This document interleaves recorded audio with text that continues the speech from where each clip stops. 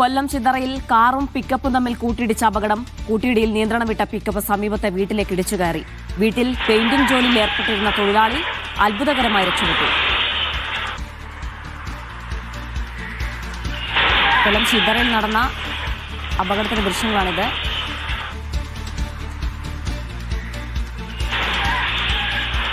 കാറുമായി കൂട്ടിയിടിച്ച ശേഷമാണ് ഈ pickup van തൊട്ടടുത്ത വീട്ടിലേക്ക് ഇടിച്ചു കയറിയത്. ലിജോ റോണസ് വിവരങ്ങൾ നൽകാൻ ചേരുന്നുണ്ട്. ലിജോ, പെയിന്റിംഗ് ജോലിയിൽ ഏർപ്പെട്ടിരുന്ന തൊഴിലാളി അത്ഭുതകരമായി രക്ഷപ്പെട്ടു എന്ന് പറയുന്നു. ഈ ഡ്രൈവറുടെ ആരോഗ്യനില എങ്ങനെയാണ്?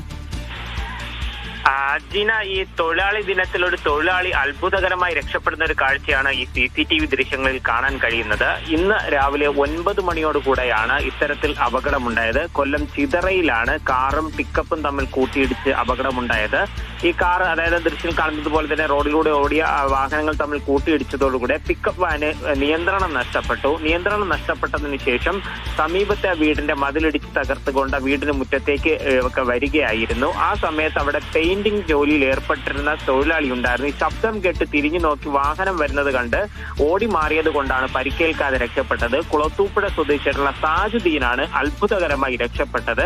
എന്തായാലും ഈ അപകടത്തിൽ ഈ കാറിലും പിക്കപ്പ് വാനിലും ഉണ്ടായിരുന്ന ആളുകൾക്ക് നിസ്സാരമായ പരിക്കുകളാണ് ഏറ്റത്. ഇവരെ സമീപത്തെ ആശുപത്രിയിൽ എത്തിച്ച് ചികിത്സ നൽകുകയും ചെയ്തു.